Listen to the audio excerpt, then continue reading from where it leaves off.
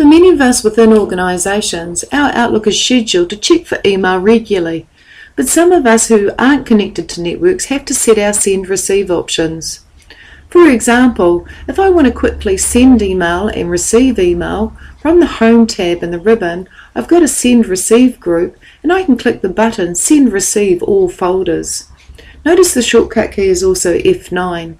If I click this button, then Outlook will quickly check if there's any emails to receive and will send out any emails in my outbox. But I don't want to have to keep clicking this button or pressing F9 every time I want to check for mail. Sometimes you like to schedule your email to automatically send and receive every certain number of minutes. For example, if I click on File in the ribbon and click the Options tab, you can choose the Advanced section. What you have here, if you scroll down, is the ability to control the send and receive. At the moment, my machine will automatically send emails and receive emails when I'm connected to the internet. But I can hit the Send Receive button and I can customize options in here. For example, I've set it up that all accounts are scheduled for automatic send and receiving every 30 minutes, and sometimes I'll reduce this to 10 minutes if I wanted to check for new mail more frequently. But I'll click Close and OK. Also, in your ribbon you have a Send/Receive tab, and there are various options in there. Here's a duplication of the Send Receive All Folders button that I can click to see if I have any emails. I can also show progress if I want to see how the progress went, and it's basically saying me that the progress is complete for all my accounts, and I can cancel all as well. I can particularly send and not receive using the Send All button. Because I don't want to receive any emails, I simply want to send. And if I want to manage my various accounts, I can use this drop down. If you have more than one account, you can send and receive for specific accounts only, or all accounts. Notice I can also disable the scheduled send and receive. But when you send or receive emails, you may notice, particularly in my inbox, that there's a column here which is attachment.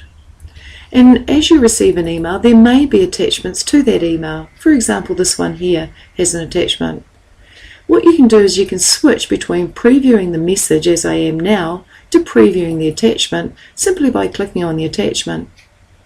And I can switch back to the message simply by clicking Message. When it comes to attachments, we often need to save the attachments outside of Outlook so they're nice and secure.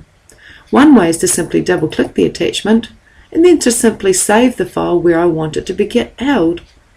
But I'll close this file. If there are a lot of attachments, I don't want to double-click each attachment, so I might go a different way.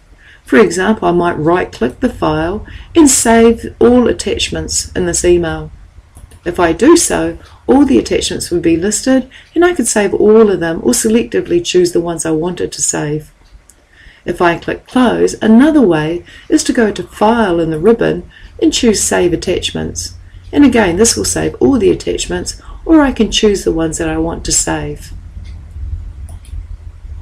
Sometimes though, I actually not only want to save the attachment, I want to save the message. If I want to save the message, I'll go to File in the ribbon. Instead of choosing Save Attachments, I'll choose the Save As button. If I click Save As, I can then choose a location to put this message. So I'm going to choose the folder Jenny. The message will be saved as the title or the subject in the email, and it'll be saved as a MSG file, which is a message file. And I might just put, at the end of this, the date. So I know that this was a message I received from Jenny on this particular date, and I can click Save, and now the message has been saved outside of Outlook as an MSG file. So you can save attachments and you can save messages.